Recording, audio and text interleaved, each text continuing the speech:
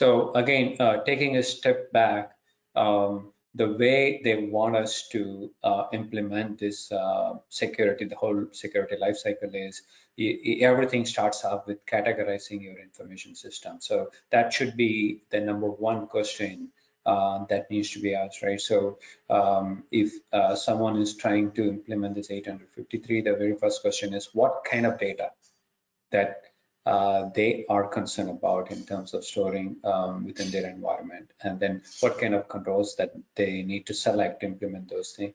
And then the implementation part kicks in, and assessing those controls to make sure that this implementation is accurate, right? And this implementation can sustain any kind of hacks or any kind of attacks and stuff. And then the authorization of the information system, whether determining the risk of the system based on the individual, based on the other third parties and other things who are accessing this. And then the last one is, of course, monitoring all these controls that have been implemented to make sure these controls are in place. Nobody is playing around with that. Even if there are any changes, those changes includes all the systems that are in scope, right? So the main reason actually I wanted to have this slide up here is if you see everything for every process within the security lifecycle, you have a standard developed by NIST, right?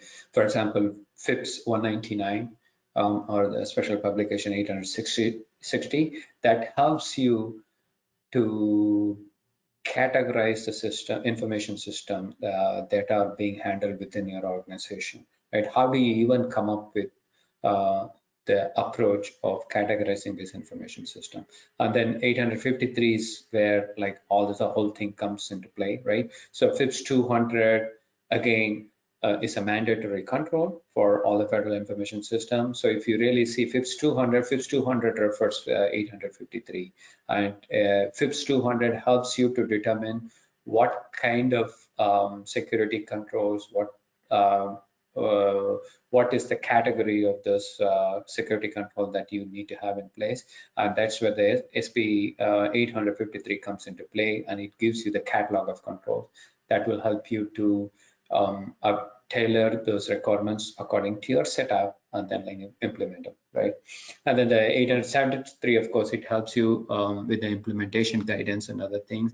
But overall, if I see this security lifecycle, 853 is the most impactful guideline that kind of determines how your security process is implemented, and what kind of controls you have in place, and how good those controls are. For more information, click on the link below or visit databrackets.com.